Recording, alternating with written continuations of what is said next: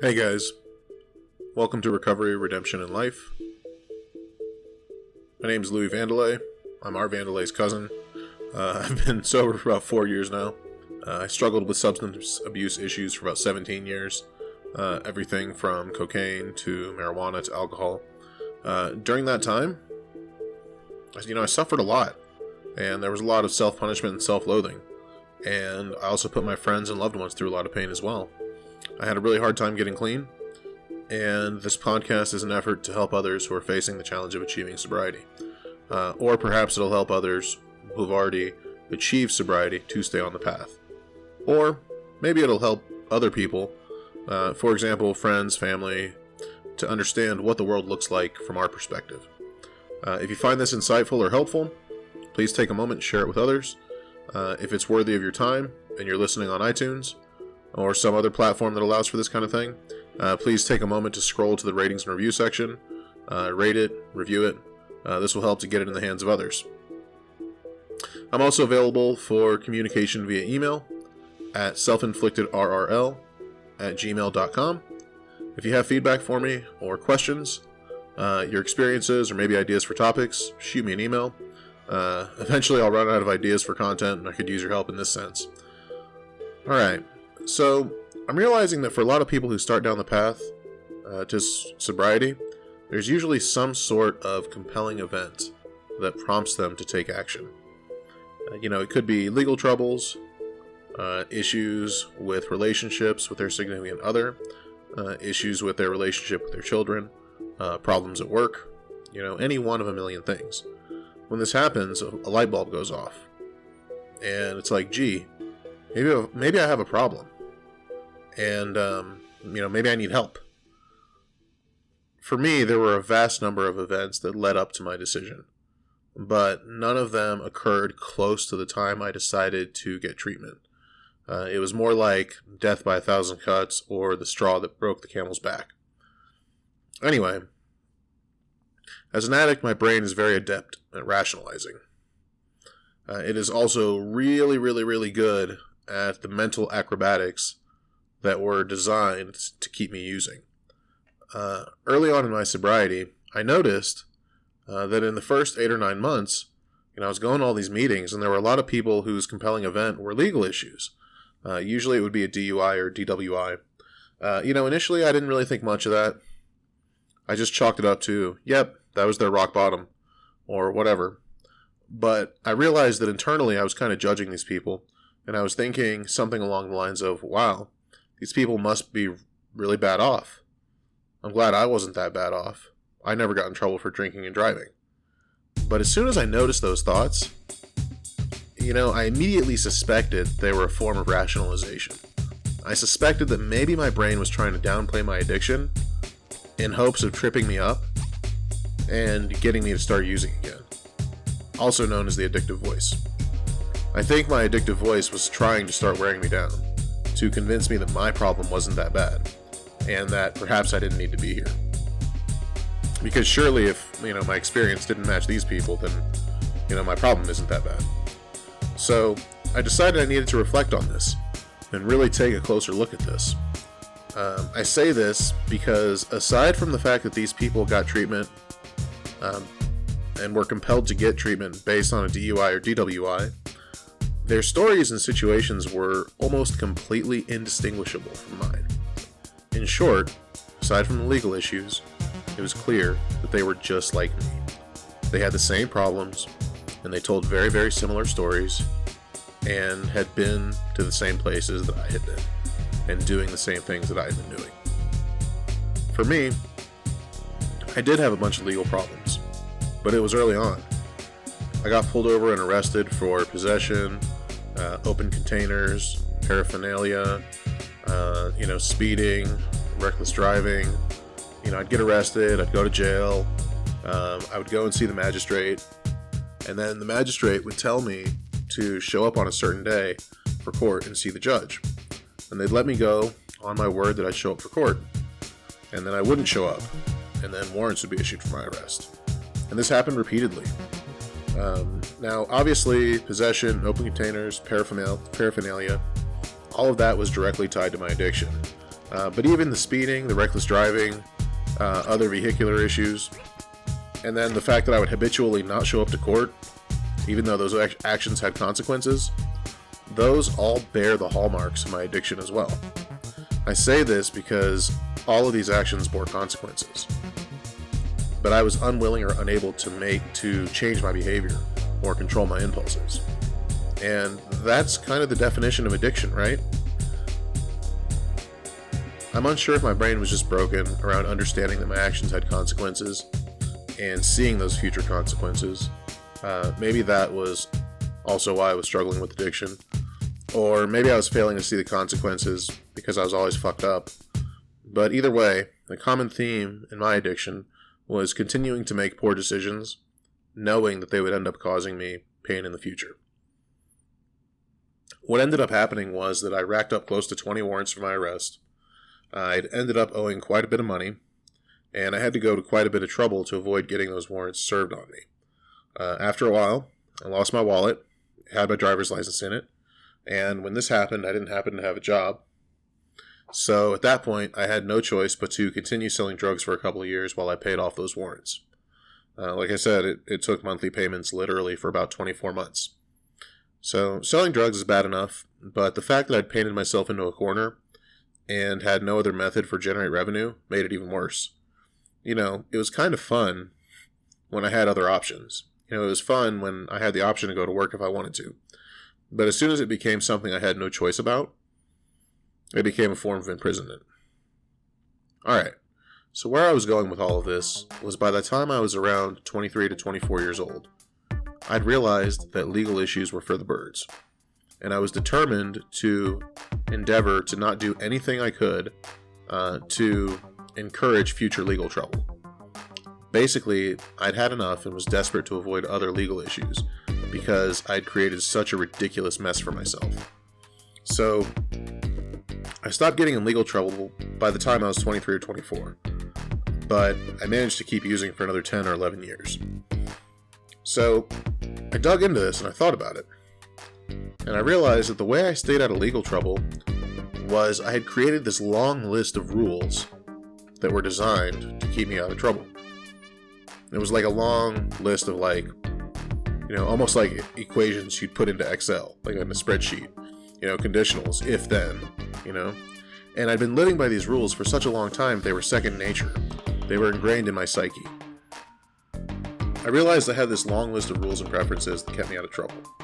As I go through my ridiculous list, keep in mind, some of these things directly dealt with managing my addiction, and others were designed to keep me out of trouble when I was doing dirt in the streets, aka dealing. The important thing that I realize here is that normal people, they don't have to have so many rules in place to stay out of trouble. They're able to control their behavior, control their impulses, when there are consequences. This rule system was a byproduct of my poor decision making, and a byproduct of my inability to control my behavior despite negative consequences. Before I get started, some of these rules, like I said, they're designed with the idea of avoiding getting caught up in the law while selling drugs. The reason I included those rules was because a large part of the reason I sold drugs was so that I could have as much drugs as I wanted. And the other reason is that if I got thrown in jail for selling drugs, it would interfere with me feeding my addiction. Alright, so here we go. Rule number 1. No fourth drink unless I'm home.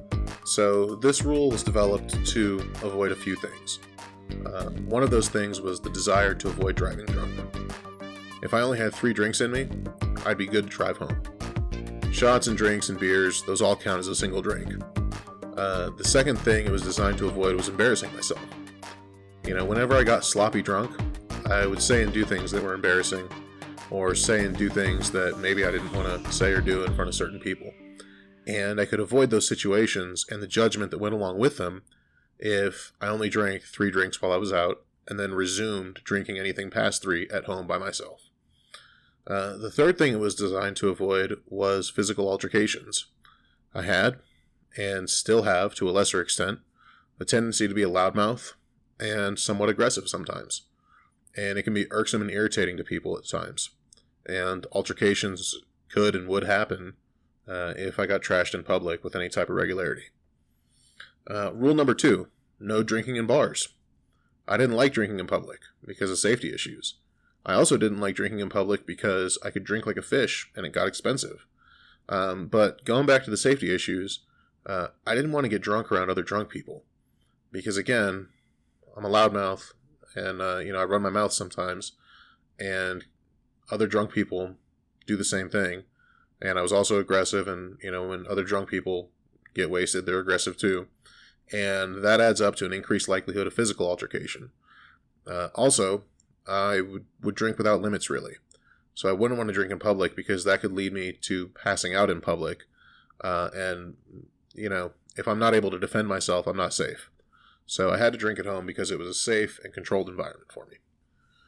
Rule number 3, no driving past 8:30 if you've been drinking or if you have drugs in the car.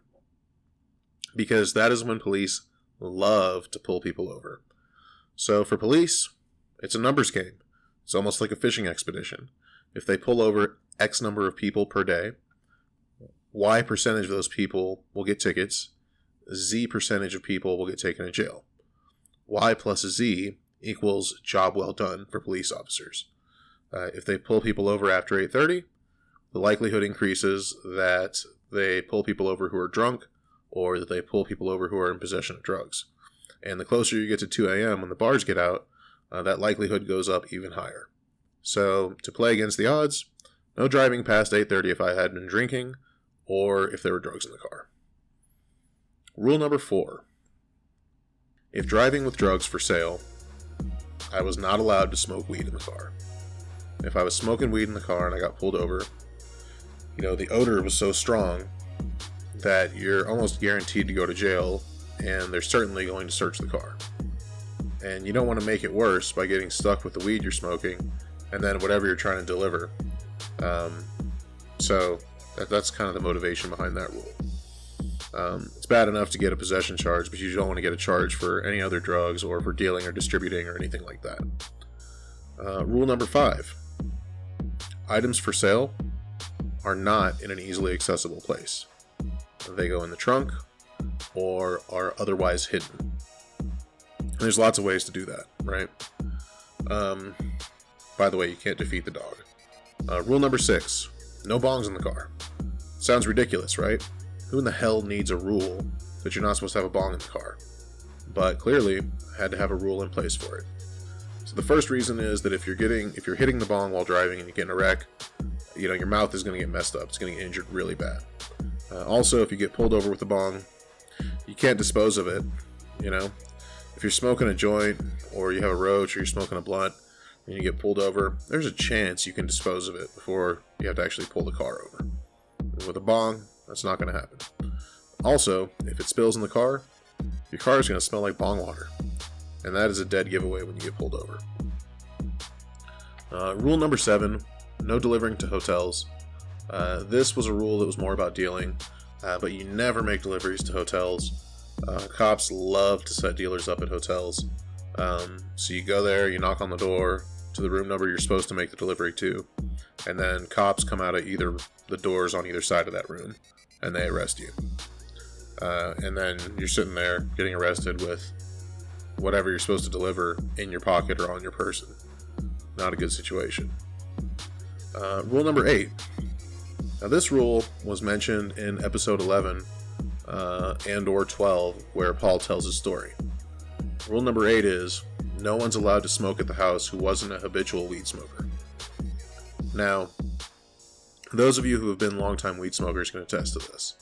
Some people, usually people who aren't long-term heavy habitual weed smokers, will smoke weed and have total freakouts. It's almost like they have a bad trip. They get super paranoid and they get mentally unstable, and it can lead to incidents where police get called. So picture an incident late at night, say you're in an apartment complex or a duplex or even a rental home or whatever, and the person having the freak out gets loud or gets violent, and someone calls the police, probably the neighbors. Then you have the police knocking at your door, and they're asking to come in and see if everyone's okay. Meanwhile, there's weed and paraphernalia on the coffee table and just stuff all over the place. It's not a good situation to be in. Rule number 9. no open containers in the car. Another no-brainer, but it was something that I had trouble with. You can get in trouble for this, and I've gotten in trouble for it in the past, and I had to make it a rule to not do it in the future. I would finish my drink before I hit the road. Rule number 10, no speeding with dope in the car. Any kind of dope. Not my dope, not other people's dope. Speeding gives the police a reason to pull you over and to interact with you and see how they can get you in trouble. It gives them a reason to initiate interaction with you at your expense. Rule number 11, no driving with bad stickers during the day.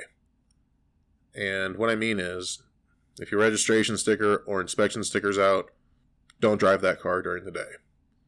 At night, it's okay, because they can't see that the stickers are expired. But during the day, it gives them a reason to pull you over and see how they can get you in trouble. Rule number 12, no bad lights on your car. And what I mean is, it's not okay to have headlights or taillights out or turn signals that are burned out on your car. Again, this is a visible reason for the police to pull you over and interact with you and go fishing. They take a chance and see how they can get you in trouble by pulling you over and getting all up in your business. Rule number 13. I think there's 24 or 25 rules, by the way. Always use turn signals. Same thing here. Minimize the chance of getting pulled over and interacting with them. If you don't interact with them, they can't start asking you questions about where you've been, where you're going, have you been drinking. These interactions, again, they're designed to discover ways to get you into the legal system. Rule number 14. Never drive with drugs and multiple races in the car. Alright, so this one deserves some elaboration. So for several years, there were a couple of different parts of the city that I lived in that were really bad. They were basically open-air drug markets, and mostly minorities lived in these places. Specifically, a lot of Hispanics, a lot of black people, a lot of Vietnamese.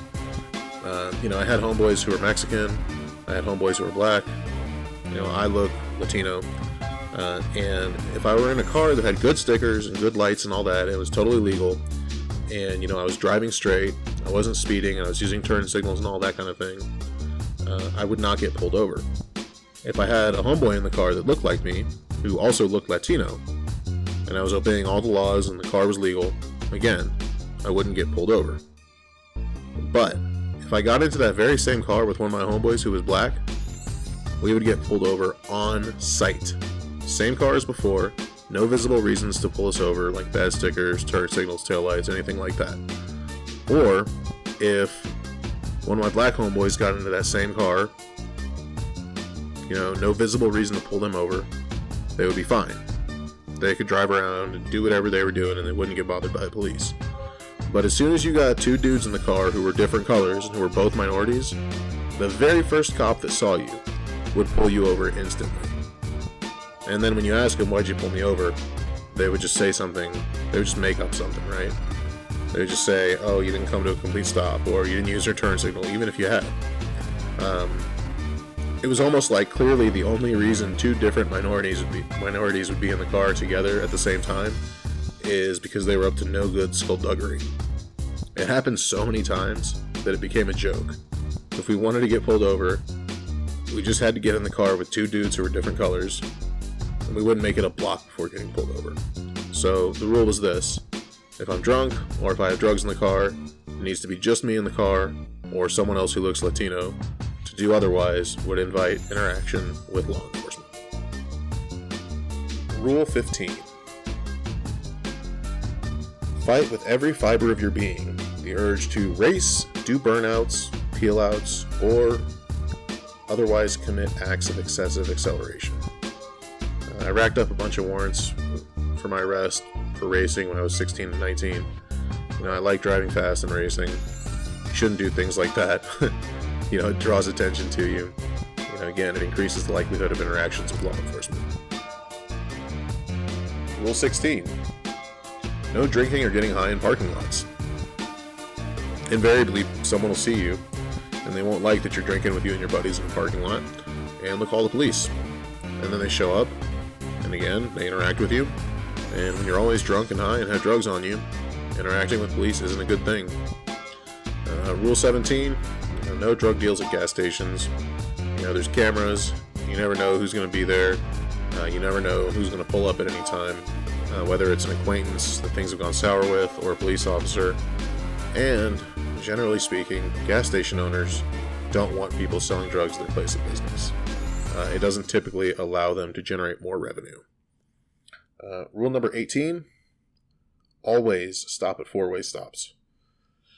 It goes back to not giving them reasons to pull you over.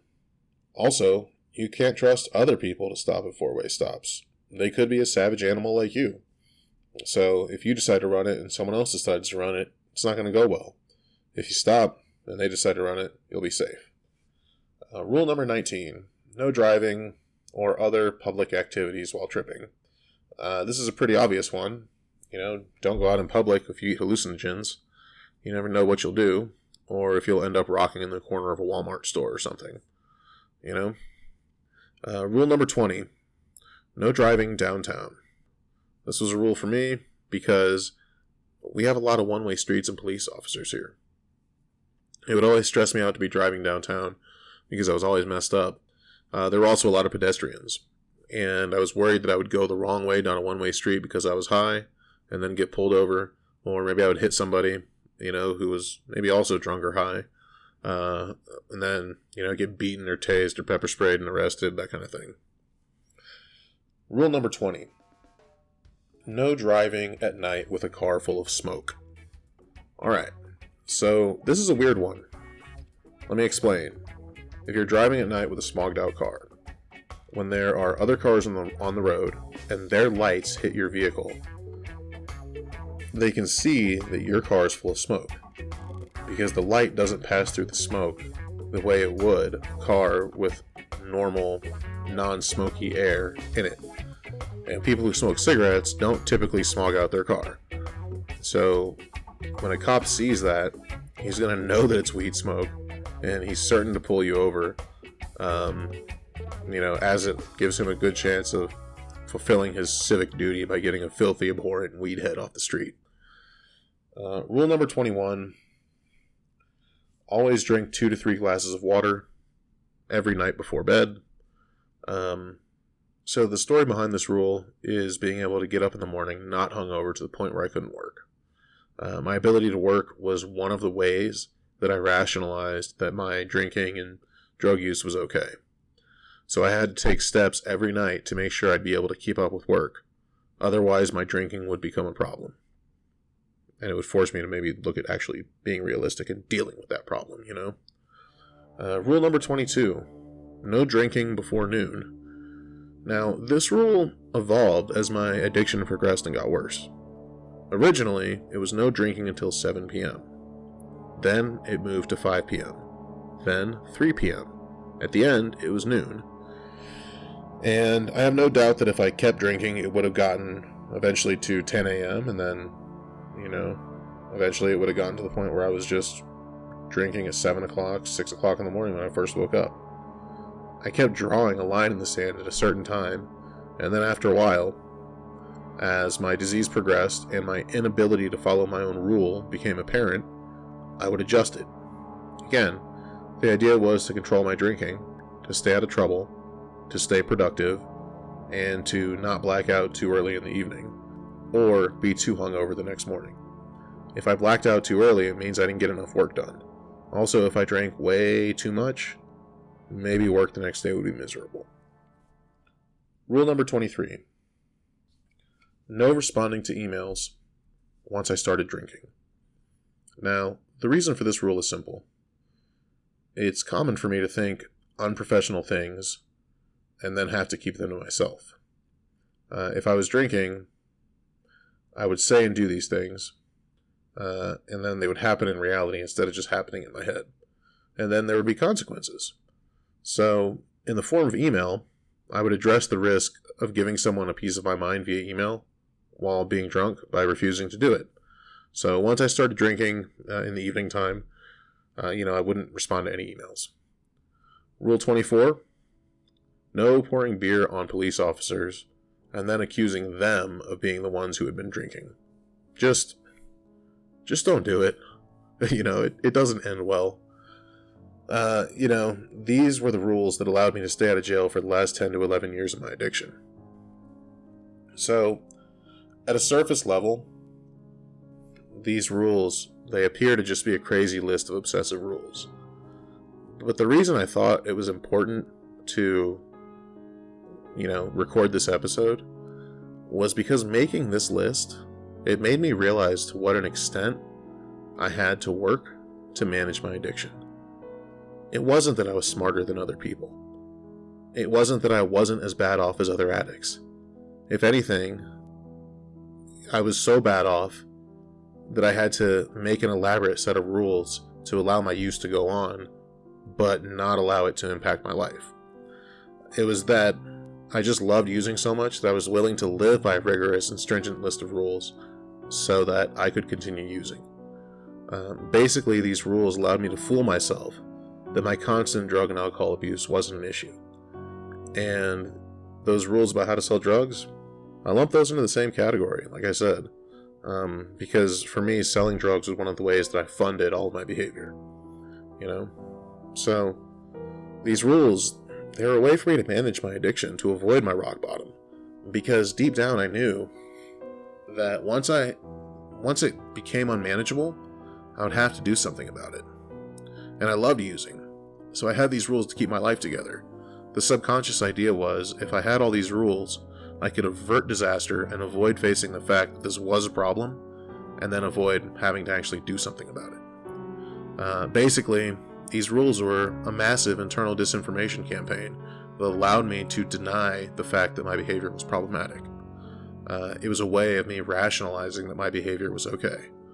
It was a propaganda machine, and it kept my addictive voice in business, basically. I didn't realize how extensive this rule set, and also this self-deception. And writing this and recording it has helped me realize how deep that self-deception actually ran. So, what rules did you have for yourself? What rules allowed you to justify continuing your addiction? Have I missed anything? Shoot me an email, selfinflictedrrl@gmail.com. If this was helpful, if this was insightful, please take a moment in iTunes to scroll down to the rating and review section, provide a rating and a review, share it with others. Let's get it out there to other people. I've absolutely gained something positive from getting sober, and I hope to help as many people out there to gain the same things that I've gained. That's all I got for you guys. Louie out.